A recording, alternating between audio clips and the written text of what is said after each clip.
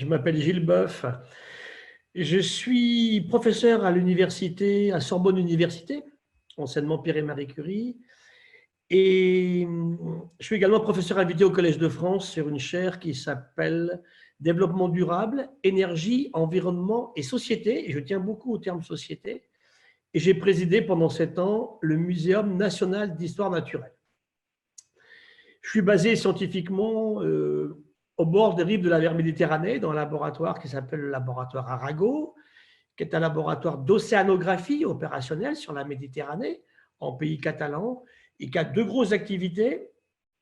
La mer Méditerranée, le changement climatique en océanographie, et de l'autre côté, ce dont je m'occupais plus spécifiquement, comment utiliser des modèles marins pour faire de la recherche fondamentale. Je vais m'expliquer tout à l'heure. Alors, actuellement, je suis également professeur consultant AgroParisTech, donc j'enseigne à cette école d'ingénieurs agronomes à Paris, et je suis également chargé de cours à Sciences Po depuis cette année.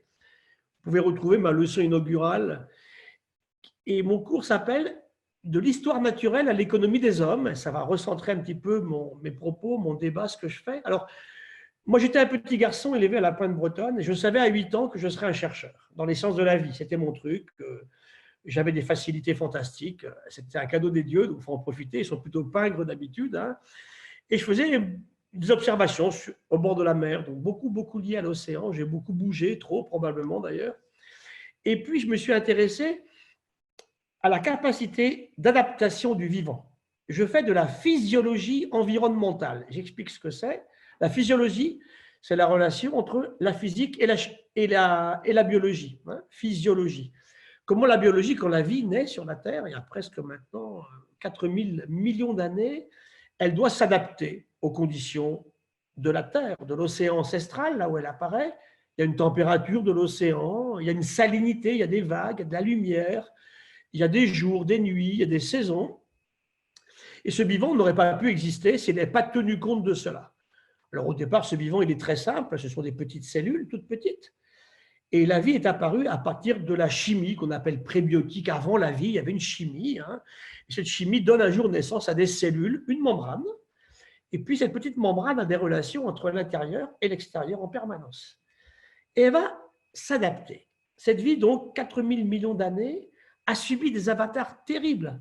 Plusieurs fois, elle a failli disparaître. Très chaud, très froid, trop salé, trop de lumière, des problèmes d'acidité, des problèmes de tout ce que vous pouvez imaginer, de climat qui changeait en permanence.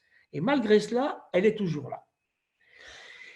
J'ai 2 amis qui sont partis depuis, qui s'appelaient Robert Barbeau, un écologue, et Jacques Weber, un économiste anthropologue, qui écrivaient un livre en 2011 qui s'appelait « La vie, quelle entreprise ?» Et ça m'a fasciné. Comment est-ce que ce vivant, dans des conditions très changeantes d'environnement, a pu survivre et s'adapter? Et ça relance tout le débat sur ce qu'on vit aujourd'hui ici, où cette crise, il faut voir un petit peu ce qu'on vit. Hein.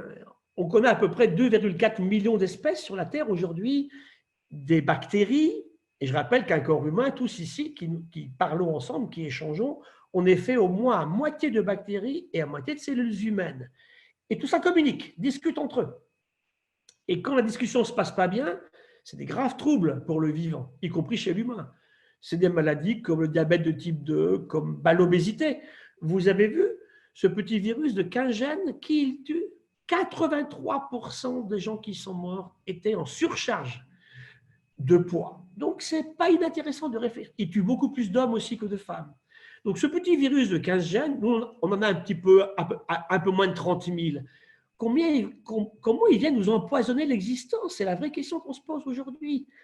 Et si ce vivant a vécu aussi longtemps, c'est parce que constamment, il a su s'adapter à ce qui changeait à l'extérieur. Et là, je vais être un petit peu solennel quelques secondes.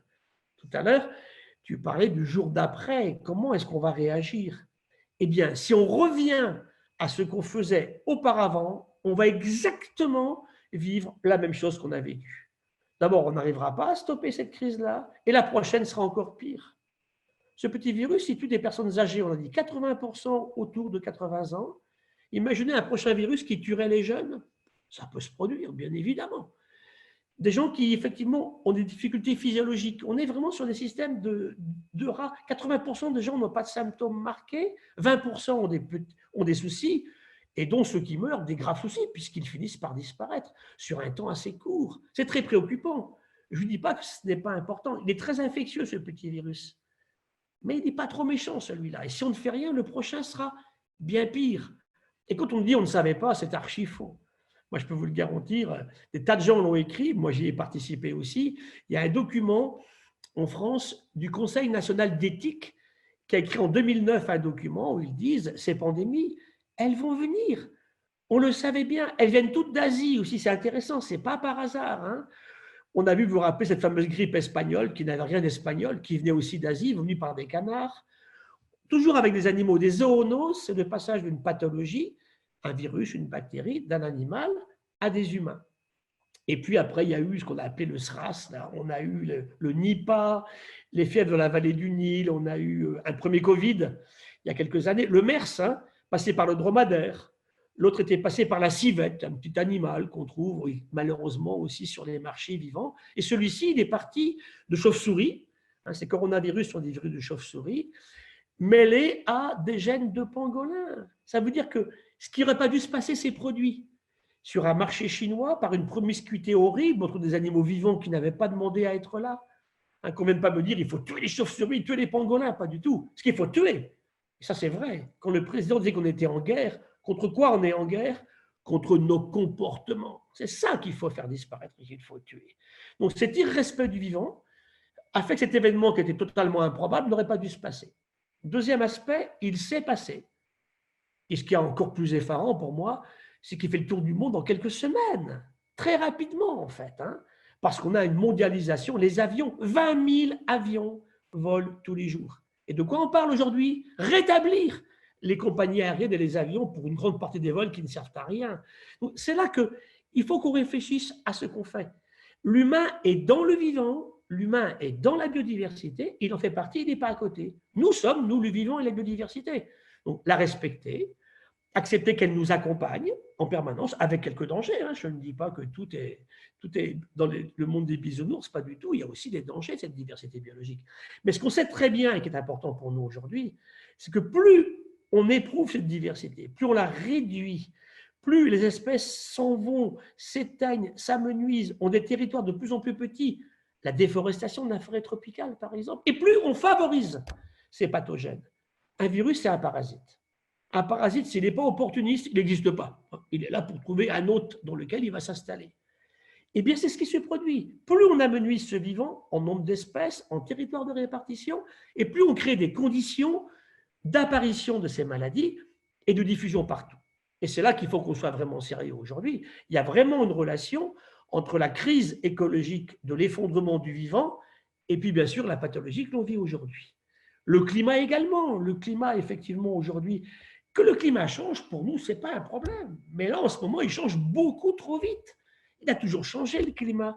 La Terre a été gelée complètement, elle a été chaude, froide. Il y a eu plus de CO2 qu'aujourd'hui, plus d'acidité dans l'océan. Oui, de l'eau plus salée, moins salée. Mais là, ça se passe très, très vite parce qu'on accélère des process qu'on a déclenchés depuis à peu près quelques siècles, hein, l'invention de l'usage des énergies fossiles. Alors, qu'est-ce qu'on fait aujourd'hui? On me dit, ouais, mais évidemment, on ne peut pas s'arrêter. C'est très simple aujourd'hui. Hein. L'accord de Paris dit une chose sur le climat, dont il faut parler aussi. Il y a des relations entre tout ça. N'oublions pas que le climat qui change, il affecte le vivant, ça c'est clair.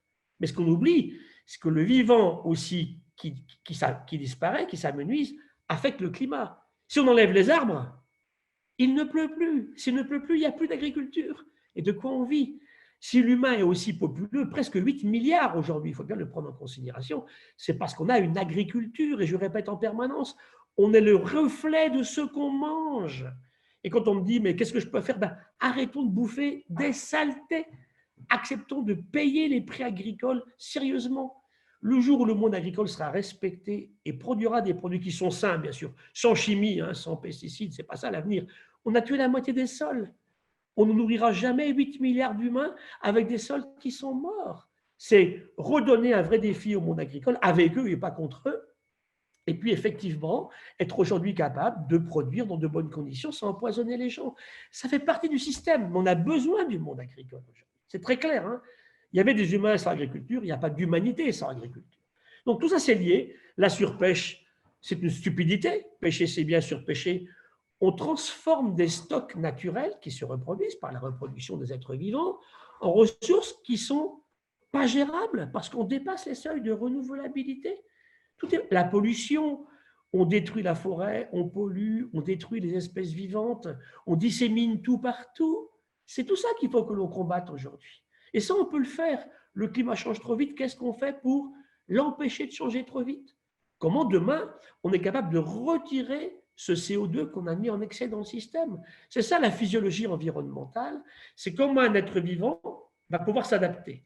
Et pour ça, ma conclusion là-dessus est très claire. Pour s'adapter, il faut changer. Aucun être vivant ne s'est adapté sans changer. Et qu'est-ce qu'on fait aujourd'hui? On ne change toujours pas. Là, depuis 3 semaines, je n'arrête pas. Je fais des vidéos tous les jours, je suis sur les radios, les télés. J'étais hier chez nos amis de On est prêt. Je serai dimanche soir au téléphone sonne. J'étais à France Culture 2 fois la semaine dernière. Tout est là-dessus, en fait, hein. Il faut faire passer un discours où on ne peut pas continuer comme on fait aujourd'hui. Je ne prône pas du tout un retour à des choses du passé. Ce n'est pas ça. Je vais prendre 2 exemples simplement pour terminer d'éclairer ceci. Quand on publie il y a juste un an, le 6 mai 2019, les conclusions de IPBES, qui est la plateforme internationale des Nations Unies, sur quel est l'état aujourd'hui du vivant sur la planète. Alors, dire une chose qui est claire, nous ne sommes pas là pour sauver la planète. Elle s'en fout, la planète. Elle n'a rien à faire de nous. On est là pour trouver de l'harmonie et du plaisir à vivre sur les humains qui sont dessus. Ce que tu disais tout à l'heure, hein, comment on ramène du bien-être et comment on donne surtout aujourd'hui aux gens une envie de vivre ce futur.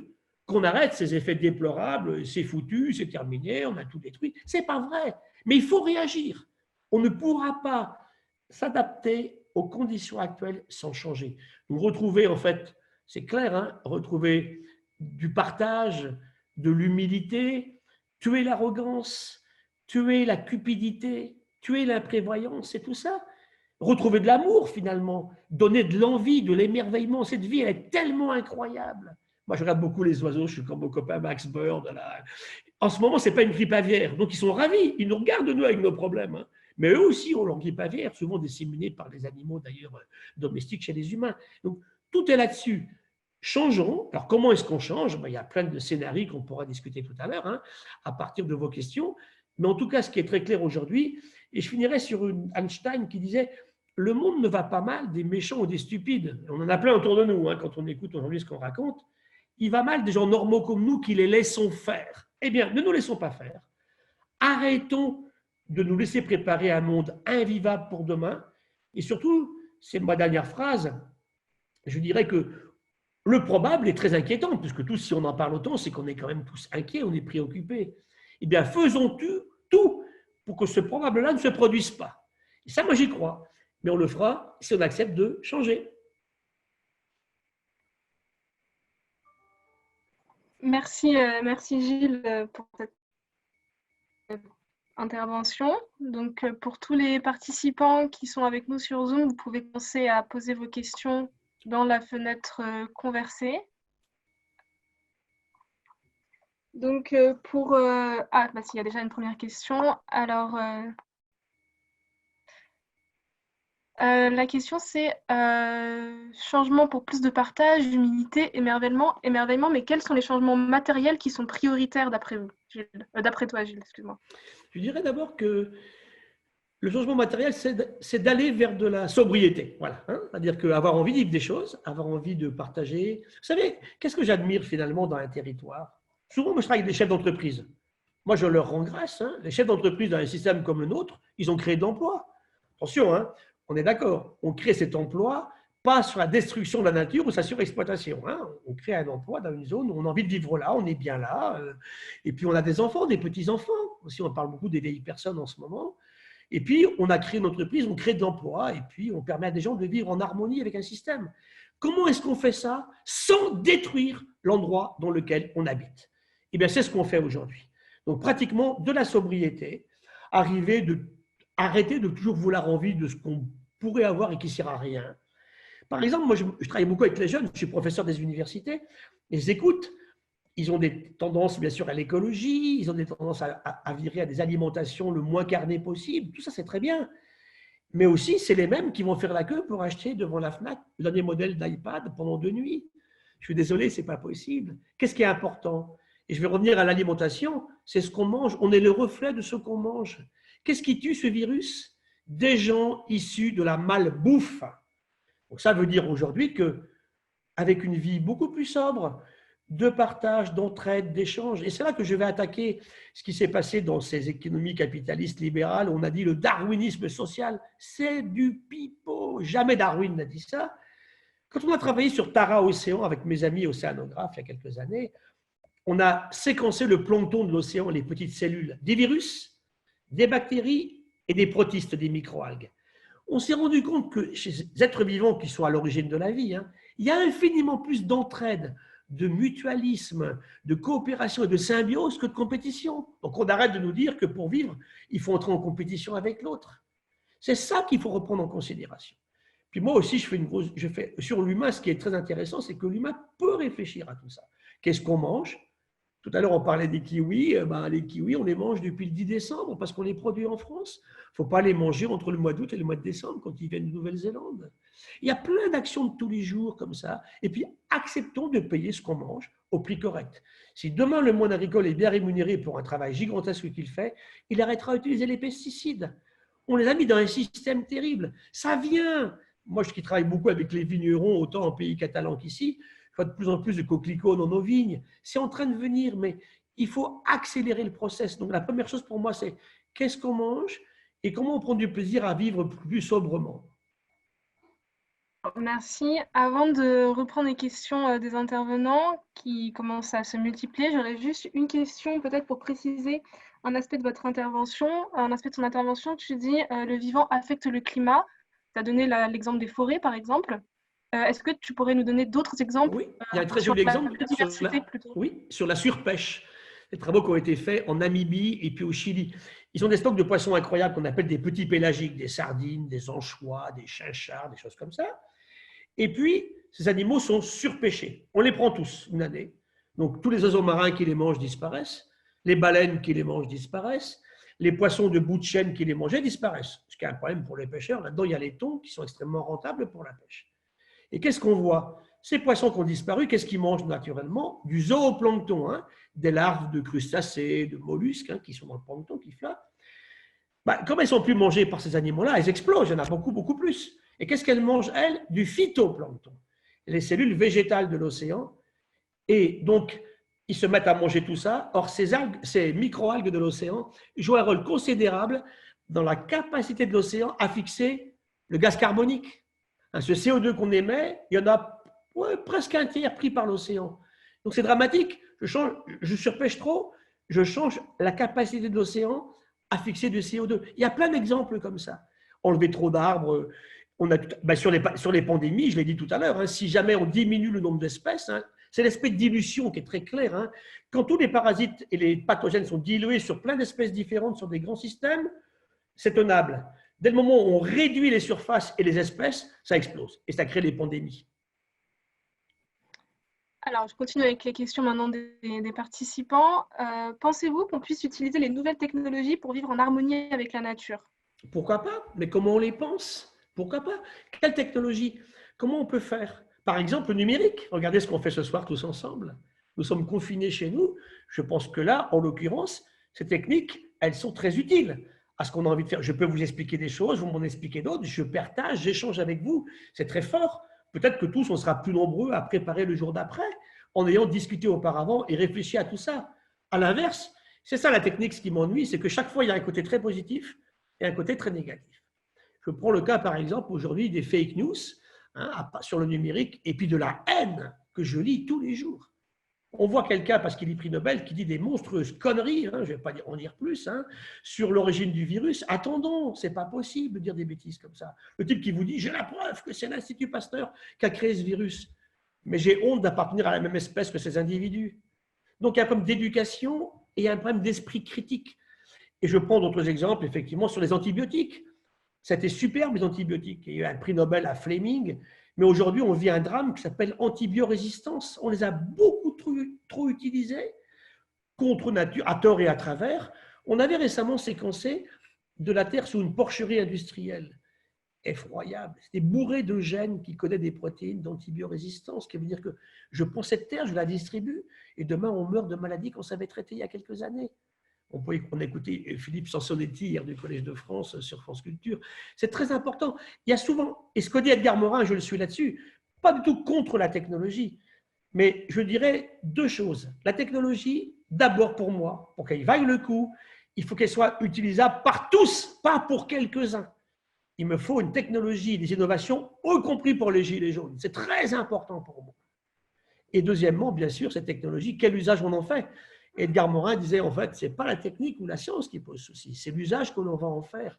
Donc moi, je crois, oui, que des approches technologiques nouvelles peuvent nous aider à bien vivre. Par exemple, je prends un exemple dont je rêve, c'est une technologie ou plusieurs qui nous change notre énergie actuelle, en dehors des énergies fossiles, et puis surtout, qui nous permettent de commencer à retirer le gaz carbonique en excès qu'on a mis dans le système depuis 3 siècles. Alors, je vais continuer avec les questions les moins générales. Ensuite, il y a des questions plus générales sur votre vision et je pense qu'on finira plutôt par ces questions-là. Donc, si vos questions n'ont pas été posées tout de suite, ne vous inquiétez pas, ça va arriver. Donc, je vous propose cette question. Comment protéger le vivant dans les zones les plus fragilisées? Je m'intéresse particulièrement au littoral méditerranéen où j'habite et à l'impact de la présence humaine, notamment touristique, qui a des impacts dramatiques. Pensez-vous que le tourisme puisse s'adapter à l'équilibre fragile de ces zones naturelles ou bien doit-on imaginer des restrictions radicales concernant le tourisme? Ah bah c'est clair qu'il faut les imaginer. Le tourisme de masse, tel qu'on le vit aujourd'hui, allons voir le littoral de la Slovénie, de la Croatie, de l'Espagne, même en France. C'est mieux en Corse qu'ailleurs parce que les gens s'en sont préoccupés. C'est un peu mieux en pays catalan aussi qu'en PACA. Il est évident que là, il faut mettre des limitations. Un tourisme de masse n'est pas compatible avec un entretien correct. Moi, j'ai des amis qui sont maires de petits villages en Méditerranée. Quand vous avez 10 000 habitants l'hiver et 800 000 l'été, hein, et autant en juillet, autant qu'en août, ce n'est pas possible. Donc, ça veut dire que là, il faut travailler différemment. Quel type de tourisme? Pour faire quoi? Éduquer les gens qui doivent apprendre à marcher. Mes réserves naturelles, je préside une réserve naturelle dans les Pyrénées, tout près du littoral méditerranéen, sur la commune d'Argelès-sur-Mer. Je me suis battu pour qu'on ne fasse pas de route. Parce que j'ai envie que les gens découvrent ma forêt, l'aiment comme moi pour la protéger. Mais on y va à pied, on n'y va pas en voiture.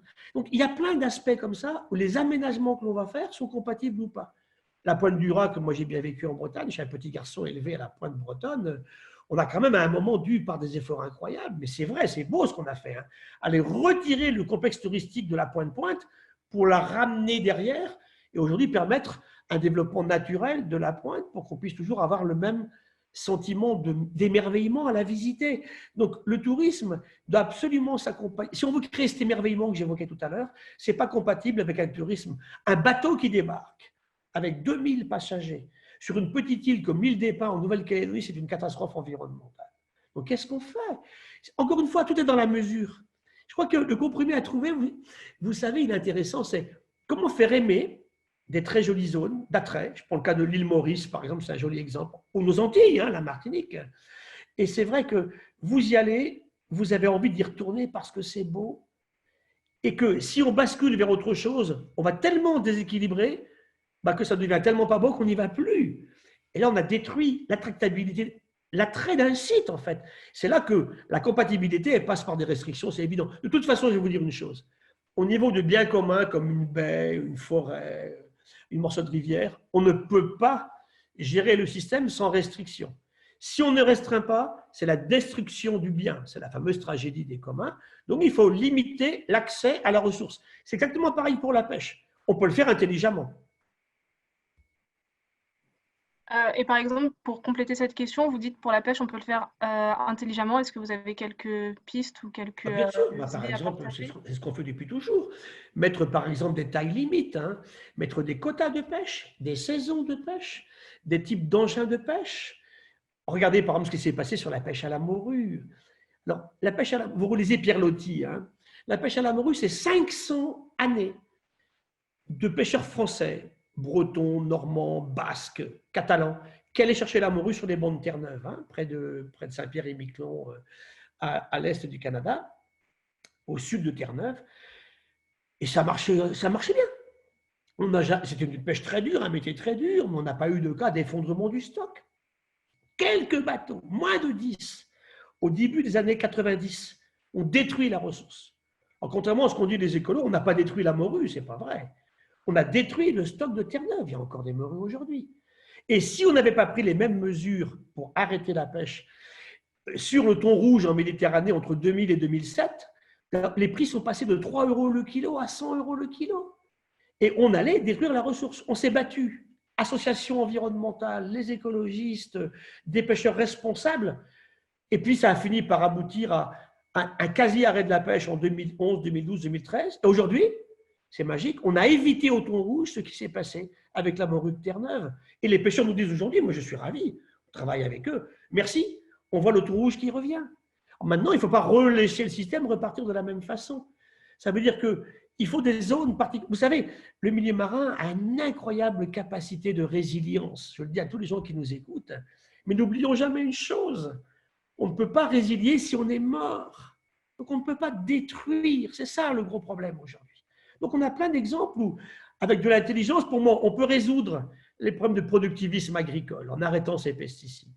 On peut résoudre les questions de la pollution de l'eau en permanence et la destruction non pas de l'eau, mais de l'eau de qualité physiologique. On peut arrêter de couper les forêts, on peut arrêter de surpêcher, on peut arrêter de tout disséminer partout. Et cette pollution générale que j'évoquais à l'instant. Sur le climat, c'est plus compliqué parce que c'est déjà parti, il fallait s'en occuper avant. Alors, on va faire quelque chose, bien évidemment, mais c'est plus difficile. Tout ça, on peut le faire. Et pour ça, il faut que chacun en soit persuadé et que le monde politique mette ça en priorité.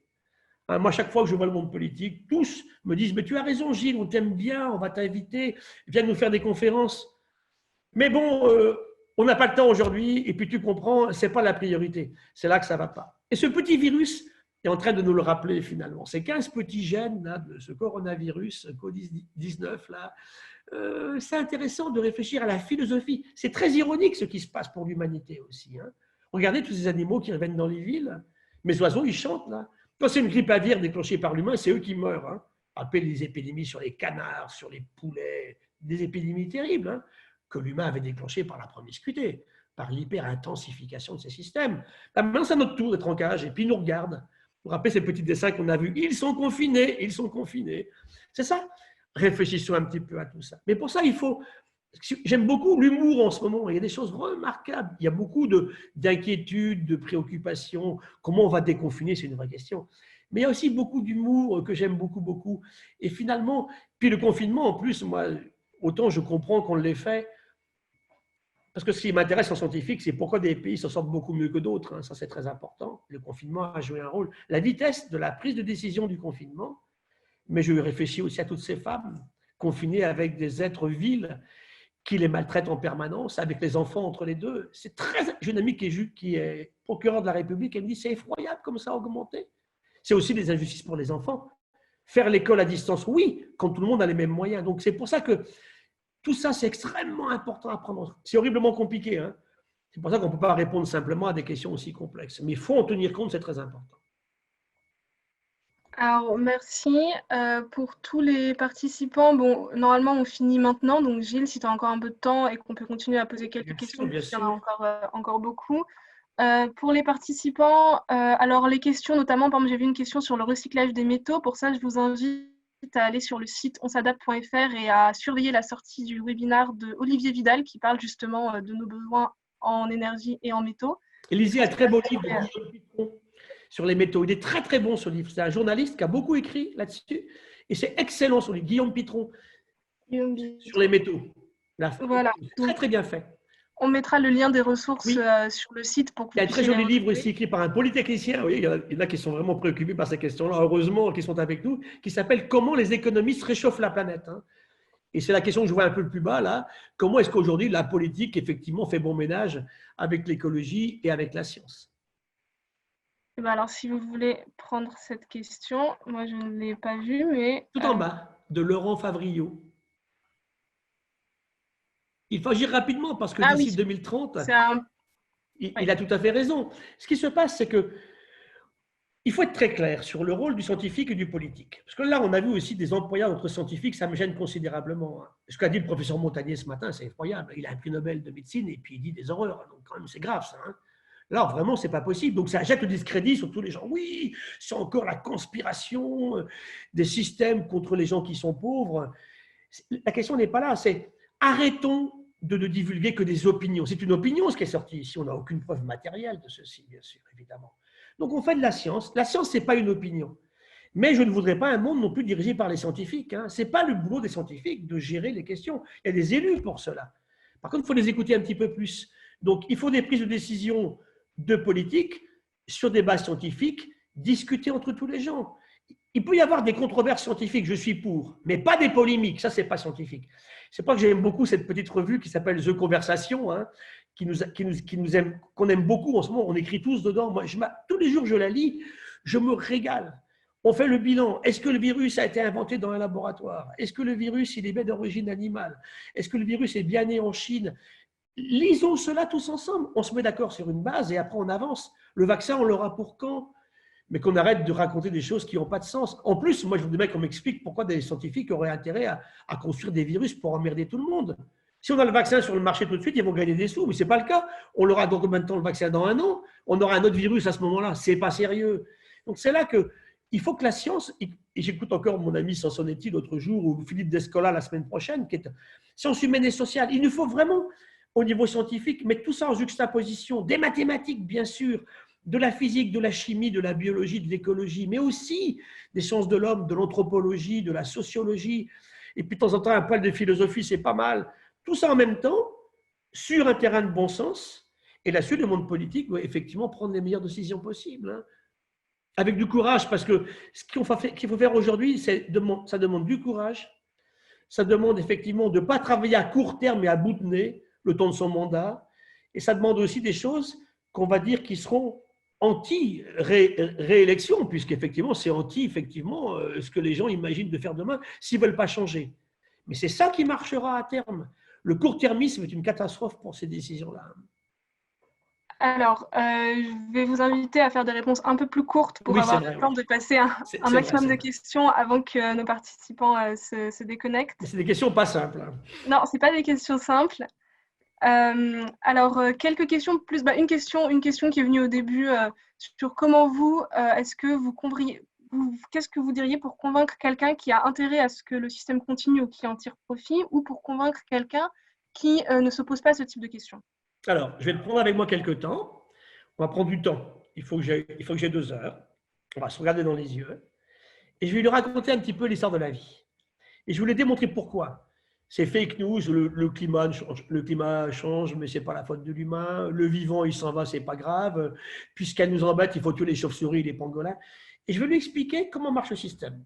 Je l'ai fait avec plein de gens, ça a toujours marché. Alors, il faut que j'ai le temps de prendre chacun les yeux dans les yeux. Vous savez, je me trouve maintenant depuis une dizaine d'années dans des obédiences, dans des systèmes politiques et d'éducation que je ne connaissais pas, moi. Moi, au départ, je suis endocrinologue, c'est mon métier de départ. Je faisais de la physiologie animale. Et puis, je suis venu dans les écoles d'agronomie, dans les écoles vétérinaires, je suis venu dans les écoles d'ingénieurs de haut niveau, et maintenant à Sciences Po. Le cours à Sciences Po Paris. Et demandez à mes jeunes qui m'écoutent, ça s'appelle de l'histoire naturelle à l'économie des hommes. Je vous assure que je n'ai pas de mal à les convaincre. Simplement, il faut accepter d'échanger. Et dès qu'on a compris que nous sommes le vivant, nous sommes faits d'eau, de cellules, nous sommes faits de sels marins, nous sommes faits des mêmes ADN que tout ce qui vit autour de nous. Chaque matin dans notre lit, il y a entre 1 et 2 millions d'acariens. Si on accepte ça, vous voyez, eh bien, ça veut dire que dès qu'on agresse ce système-là, on s'auto-agresse. Et dès qu'on a compris ça, ça change tout.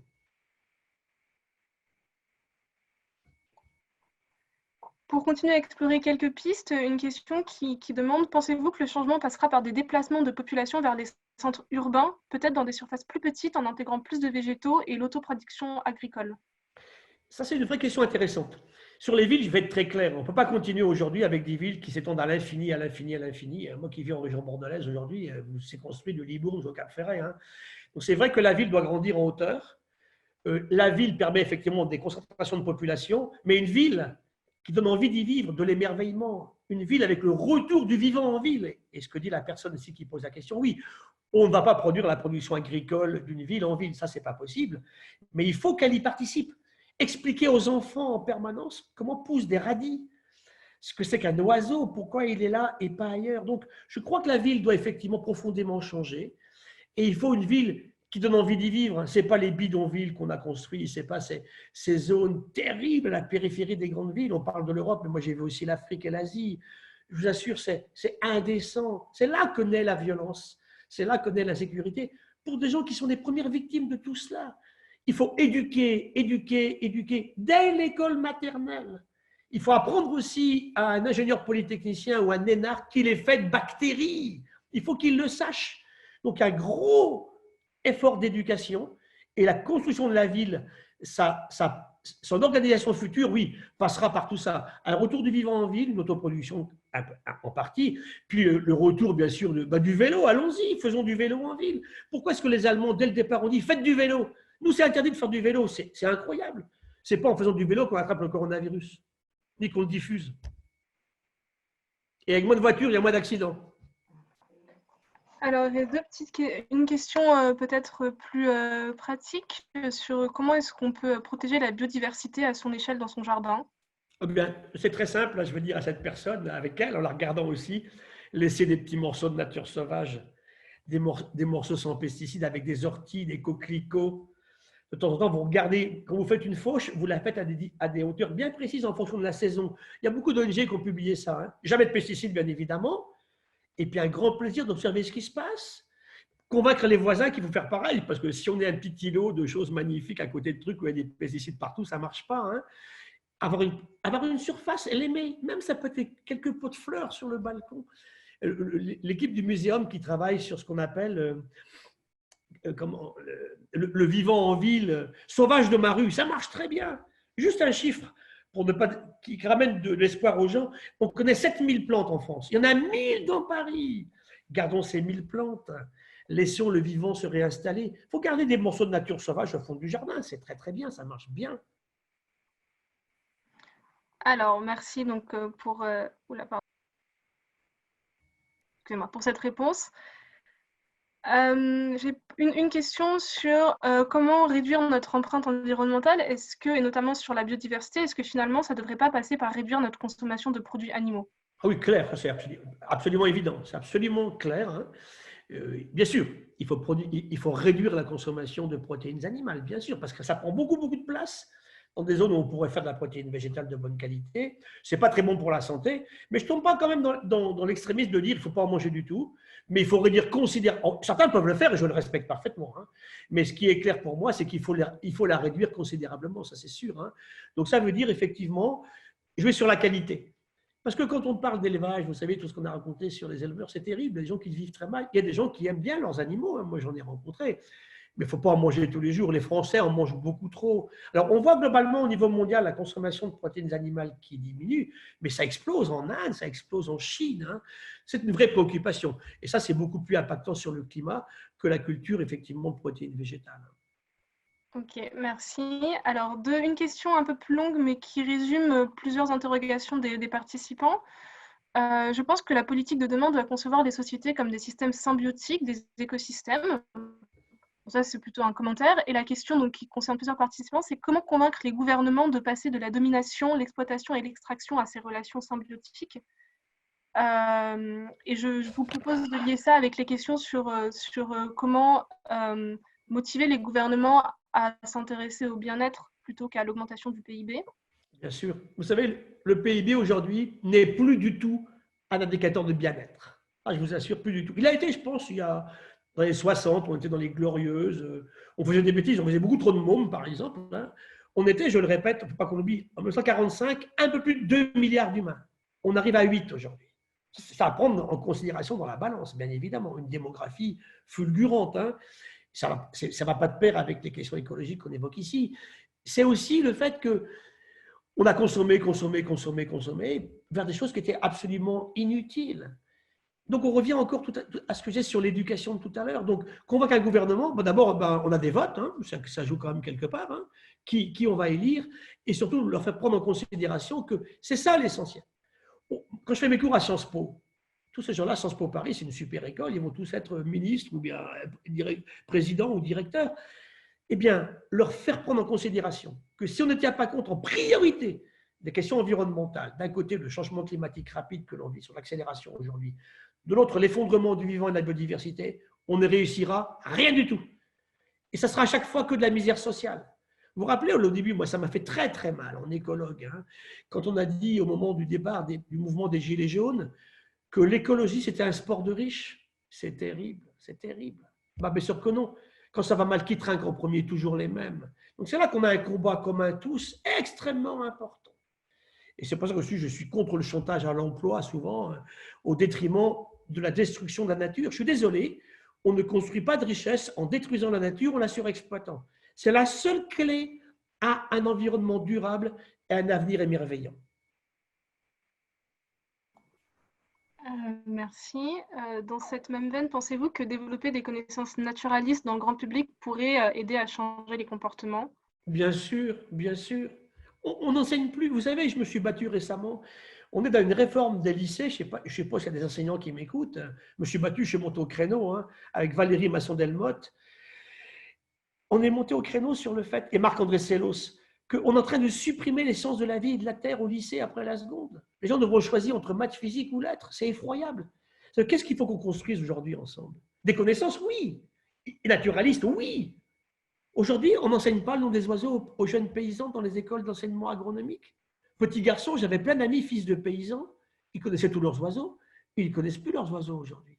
Naturaliste, et puis aussi, en dehors de la connaissance, développer l'esprit critique pour que nos jeunes soient capables de faire la part des choses entre ce qui est super important, super intéressant, et ce qui est de la connerie, je pèse mes mots. Hein. Donc oui, bien sûr, connaissance naturaliste, partout, dès l'école maternelle, ils aiment ça, les petits en plus. Merci. Donc là, vous avez esquissé plusieurs pistes sur comment on pourrait imaginer à quoi ressemblerait une transition, une société qui aurait réussi cette transition. Vous avez parlé de la façon dont on peut changer notre rapport à la biodiversité en considérant qu'on en fait partie, de la façon dont on peut mieux gérer nos ressources, notamment avec des exemples sur la pêche, de la façon dont on peut penser les aménagements, de la façon dont on peut penser l'éducation. Et donc, plus généralement, pour revenir à la question qui nous intéresse, nous, dans le cadre de cet appel à projet, quelle histoire est-ce qu'on pourrait raconter d'après vous ou d'après vos recherches pour stimuler, inspirer, soutenir ce changement, les différents changements dont vous parlez? Là, je rebondirai sur ce que tu viens de dire tout à l'heure, raconter de belles histoires naturelles. J'en prends 2 ou 3 rapidement. L'histoire d'un poulpe qu'on avait dans un aquarium, et qui vivait sa vie de poulpe dans son aquarium, et des coquilles Saint-Jacques, quelques bassins plus loin, au sein du même aquarium, dans une structure. Et puis un matin, il manque les coquilles Saint-Jacques. Il reste les coquilles, mais il n'y a plus de chair à l'intérieur. Tiens, qu'est-ce qui s'est passé? Le lendemain, ça recommence. On se dit, il y a un humain bipède qui vient pendant la nuit nous voler nos coquilles. On va planquer. Et quand les lumières sont éteintes, on voit le poulpe du bout du couloir descendre sur le sol, rentrer dans le bassin des coquilles, les manger, revenir à son bassin et une fois revenu, retirer le couvercle sur sa tête. Ni vu ni connu. Un poulpe, on les prend tous pour des cons. Aucun arbre, aucune fleur, aucun papillon, aucun poisson, aucun animal, aucune plante, aucun champignon ne serait là s'ils étaient cons. C'est tout. Pour rester sur ces mêmes animaux, je raconte souvent, je l'avais raconté à nos amis récemment de On est prêt, c'est un combat entre 2 grandes sèches qui se battent. Alors les 2 grands mâles se battent, puis il y a toutes les filles qui attendent dans un coin, les femelles, que le gros mâle gagne. Alors on se dit, bah voilà, oui, il va transmettre les gènes du plus fort. Tu vas voir, c'est beaucoup plus subtil que ça, et beaucoup plus joli que ça, et beaucoup plus émerveillant que ça. Arrive un tout petit mâle qui comprend en un quart de seconde la situation. Il n'a aucune chance en combat singulier contre les 2 groupes. Tu sais que ces animaux-là changent de couleur instantanément. C'est comme les caméléons, ils passent avec des raies vertes, bleues, c'est magnifique. Ils changent de couleur, ils prennent la couleur des filles. Donc du coup, pour les 2 mâles qui se battent, c'est une fille de plus. Il s'approche des filles qui savent bien que ce n'est pas une fille, hein, il n'a pas la même odeur, il les féconde toutes. Et quand les 2 gros ont fini de se battre, qu'est-ce qui s'est passé? Alors d'abord, 2 choses intéressantes. D'abord, les filles fécondées acceptent des câlins avec les 2 gros. Il n'y a pas de frustration comme ça. Ça, c'est sympa. Mais en plus, elles ont été fécondées avec les gènes, non pas du plus fort, mais du plus malin. Et ça, c'est super intéressant. C'est ça l'adaptation, l'adaptabilité du vivant. Et je finirai sur une troisième histoire de pieuvre encore. C'était effectivement à Vancouver un poulpe qui était dans un aquarium depuis 5 ans. Et depuis 5 ans, tous les jours, il y avait une partie profonde dans le bassin et une partie pas profonde. Il marquait la marée à la minute près. Dans la nature, quand la marée arrive, il descend dans la partie profonde pour ne pas être émergé. Eh bien, 5 ans après, il continue à faire ça dans son bassin. C'est tous ces aspects. Oh, c'est tellement beau, c'est tellement émerveillant. Je pourrais raconter l'histoire d'un poisson qui, pour séduire sa femelle, fait des dessins incroyables sur les fonds sableux de la Guadeloupe. Mais des choses incroyables. Allez sur Internet, il y a des dessins en ce moment. Et il plaira à sa copine s'il fait les plus beaux dessins. Ce n'est pas le plus fort. C'est beaucoup plus subtil que ça. C'est ça qu'on est en train de détruire par des choses qui sont tellement matérialistes. Manger moins, manger bien, partager, c'est très, très, très important. Échanger, avoir envie de donner à l'autre, donner de l'espoir au futur. Et pour ça, encore une fois, je vais revenir à ce que je disais. Si on revient là, après, au jour d'avant, ça ne marchera pas. Donc, où est-ce qu'on met les priorités? Je vous laisse les déduire tous entre vous, tout seuls. Merci. Alors, on a Sébastien qui dit « J'adore l'histoire du poulpe ».